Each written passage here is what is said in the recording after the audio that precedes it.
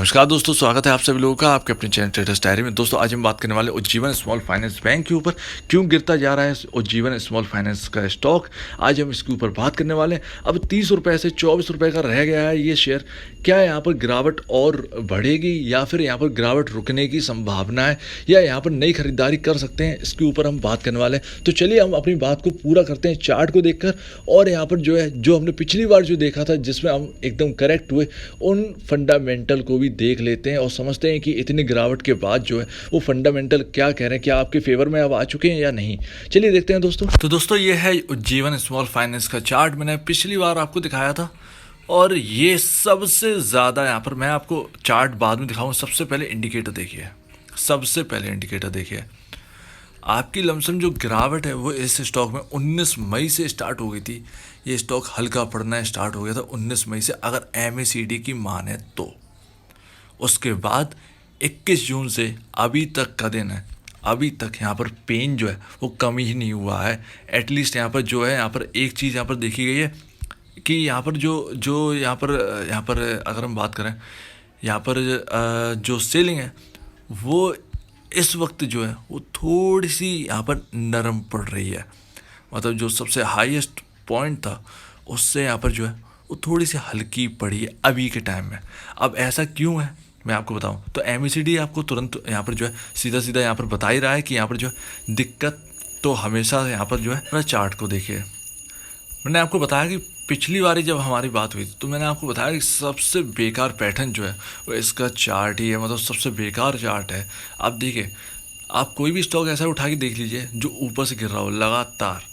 Same यहाँ पर जो है एक बात यहाँ पर क्लियर है कि ये जो स्टॉक है वो यहाँ पर लगातार जो है डाउन साइड बना रहा है। आप ऊपर से देखिए, ये जो है वो स्टॉक यहाँ पर जो है पूरा का पूरा रेड नीचे की ओर ऊपर जाता है, फिर नीचे की ओर चला जाता है।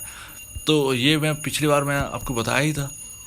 अब देखिए अब हुआ क्या है इस वक्त, यहाँ पर चल क्या रहा है मैं आपको बताऊँ डिटेल में। अगर हम बात करें इसके ऊपर तो देखिए,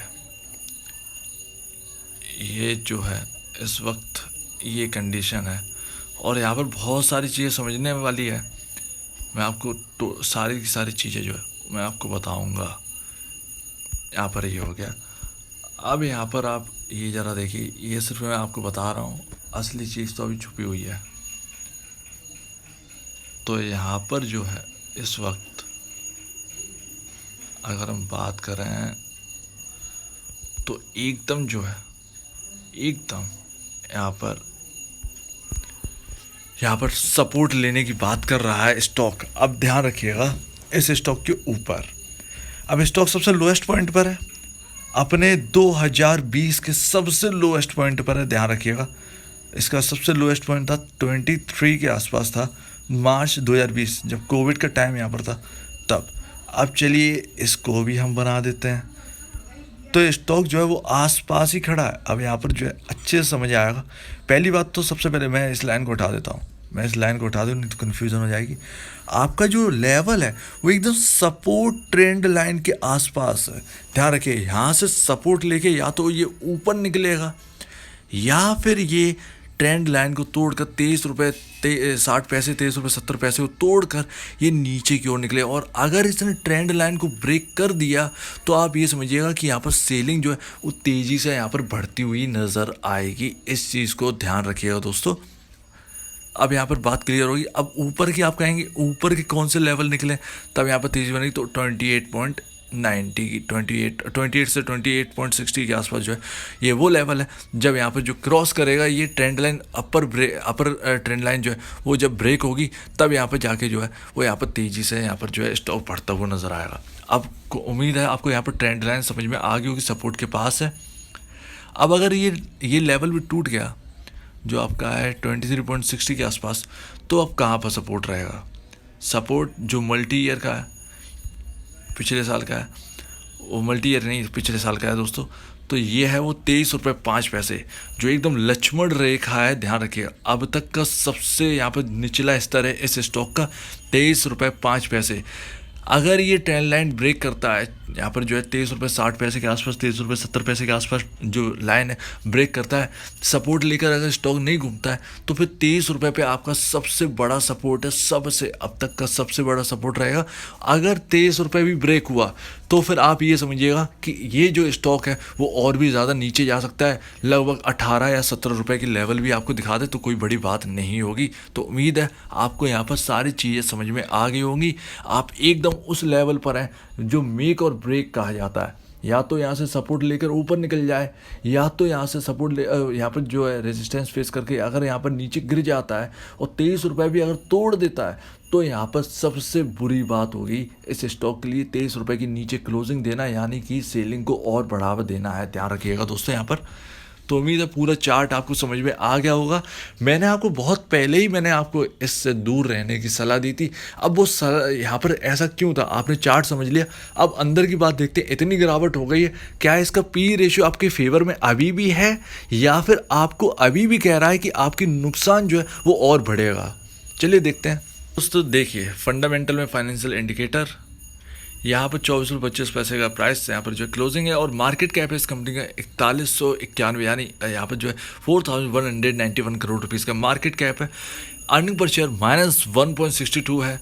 पी रेशियो यहाँ पर जो है मेंशन नहीं है, लेकिन कई जगह पर है। यहाँ पर जस्ट वेट अ सेकेंड, यहाँ पर मैं चेक करके आपको दूसरी पे बताता हूँ। यहाँ पर जो इंडस्ट्री 27.70 है, लेकिन पी रेशियो मैं आपको बता दूँ यहाँ पर जो है हटा दिया गया है, शायद मेरे ख्याल से यहाँ पर हटा है, ये पी रेशियो हटाया गया है।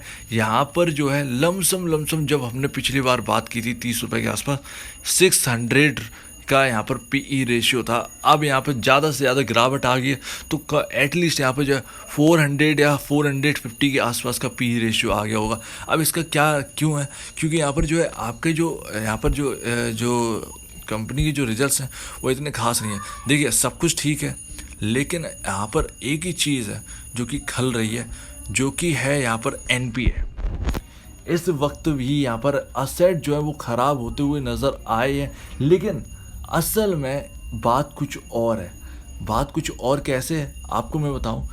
ग्रॉस एनपीए बढ़े हैं 7.07, जो मार्च में जब मैंने आपको बताया कि पेन हम लोग को देखने को मिला था इस स्टॉक में, तो वो एनपीए और ग्रॉस एनपीए की बढ़ोतरी की वजह से दिखाता है। इस बैंक में ना के बराबर एनपीए थे, 0.05% के एनपीए थे। अब ये कुछ एनपीए नहीं होते, लेकिन मार्च 2021 में इतनी तेज़ी से बढ़े कि नेट एनपीए 2.93% पर पहुंच गए और ग्रॉस एनपीए 0.96 से बढ़कर 7.07 में पहुंच गए। अब यहाँ पर 2021 जून जो अभी का रिजल्ट है Q1 का, उसमें क्या स्थिति है, तो नेट एनपीए थोड़े कम हुए हैं, 2.68 आया है, लेकिन ग्रॉस एनपीए और बढ़ गए 9.79, यानी एनपीए होने की संभावना है, और भी ज़्यादा यहाँ पर जो है संभावना है। अगर यहाँ पर स्थिति ख़राब होती है तो एनपीए जो है, जो ग्रॉस एनपीए वो एनपीए बदलने की संभावना बिल्कुल है। इसलिए इस बैंक में जो है सेलिंग बरकरार है। स्मॉल फाइनेंस बैंक है, इसके जो आंकड़े हैं वो बहुत ज़्यादा हैवी थे, यानी अगर बात करें फंडामेंटल जो है वो बहुत ज़्यादा महंगे थे इस स्टॉक के। लेकिन यहाँ पर जो है क्या कह सकते हैं, इसमें जो है बहुत से लोग यहाँ पर जो है फंसे हुए हैं और यहाँ पर फंसाया गया है। फंडामेंटल बहुत ज़्यादा महंगे थे दोस्तों। अगर हम बात करते हो, इससे अच्छा स्मॉल फाइनेंस बैंक आपको उज्जीवन है, माफ़ कीजिएगा, इक्विटास स्मॉल फाइनेंस बैंक है, वो उससे बढ़िया इक्विटास स्मॉल फाइनेंस बैंक है, जो कि हर चीज़ को यहाँ पर जो है एक तरीके से यहाँ पर मेंटेन करे हुए है। तो ध्यान रखिएगा दोस्तों। अब यहाँ पर एक और चीज़ है जिसकी वजह से यहाँ पर प्राइस गिर रहा है। क्यों है? क्योंकि स्मॉल कैप और मिड कैप में बहुत भारी गिरावट चल रही है। देखिए मार्केट की स्ट्रेटजी देखिए, इसका भी एक बहुत बड़ा रोल है। स्मॉल कैप और मिड कैप के गिरने का यहाँ पर जो है इम्पैक्ट बहुत बड़ा है, ध्यान रखिएगा इस बात को। तो यहाँ पर क्या हुआ है कि स्मॉल कैप और मिड कैप को इन्होंने गिराया, लेकिन लार्ज कैप में ख़रीदारी करके लार्ज कैप और निफ्टी को जो है वो उन्होंने बढ़ा दिया है, और पीछे के रास्ते जो है स्मॉल कैप और मिड कैप जो है वो गिरा दिया है।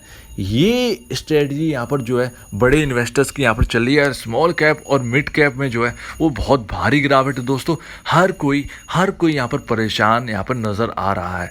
ध्यान रखिए दोस्तों। अब चलिए इसके देखते हैं, इसका पी रेशियो ढूंढने की कोशिश करते हैं और अपनी बात को जो है वो ख़त्म करते हैं। दोस्तों अगर देखें तो स्क्रीनर पर भी यहाँ पर जो है अपलोड नहीं है। यहाँ पर जो है पी रेशियो एक्चुअली निकालना पड़ेगा, काफ़ी गणित जो है वो दौड़ानी पड़ेगी, तब जाके यहाँ पर जो है पी रेशियो यहाँ पर निकलता हुआ नज़र आएगा। तो ध्यान रखिएगा, यहाँ पर स्क्रीनर और आप स्टॉक्स वो माफ़ कीजिएगा, यहाँ पर जो है यहाँ पर स्टॉक इस पर जो है वो यहाँ पर पी रेशियो यहाँ पर अवेलेबल नहीं है। एक बार मनी कंट्रोल पे और मैं चेक करके बताता हूँ और आपको बताता हूँ कि यहाँ पर है या नहीं है। दोस्तों मनी कंट्रोल पर आ चुके हैं। अब यहाँ पर चेक कर लेते हैं कि क्या यहाँ पर जो है जो अपने को प्रोवाइड करवाया है यहाँ पर जो है यहाँ पर भी स्टॉक का पी रेशियो यहाँ पर शायद नहीं है। यहाँ पर नहीं है यहाँ पर नहीं है पी रेशियो यहाँ पर जो है वो मेंशन नहीं किया है। तो यहाँ पर जो है, लेकिन यहाँ पर जो है पिछले बार के अपने पास रिकॉर्ड है, उस हिसाब से अपने को समझ में आता है कि यहाँ पर लमसम 400 या 450 के आसपास जो है वो यहाँ पर पी रेशियो इस स्टॉक का होना चाहिए। तो ध्यान रखिएगा, स्टॉक यहाँ पर जो है महंगा है, लेकिन यहाँ पर जो कुछ भी नहीं कह सकते हैं। जब यहाँ पर स्मॉल कैप और मिड कैप की गिरावट यहाँ पर बंद होगी तब जाके यहाँ पर कुछ हमको समझ में आएगा कि यहाँ पर शायद यहाँ पर जो है थोड़ा सा यहाँ पर जो है तेज़ी हमको देखने को मिले। लेकिन फंडामेंटली ये स्टॉक अभी भी ठीक नहीं है। ध्यान रखिएगा, सेम चीज़ यहाँ पर जो है सूर्योदय स्मॉल फाइनेंस बैंक में वो भी यहाँ पर जो है 300 रुपये से 160 रुपये का रह गया, उसमें भी लोग फंसे हुए हैं। तो ध्यान रखिएगा, स्मॉल फाइनेंस बैंक जो है वो इस वक्त बहुत ज़्यादा कसौटी में चल रहे हैं एकदम, जिनके एनपीए भारी एनपीए हैं, जिनके एनपीए बढ़े हैं। तो ध्यान रखिएगा, यहाँ पर गिरावट लगातार है। अब देखते हैं कि इन लेवल्स पे यहाँ पर जो मैंने आपको बताया चार्ट के हिसाब से यहाँ पर जो है गिरावट रुकती है या नहीं रुकती है।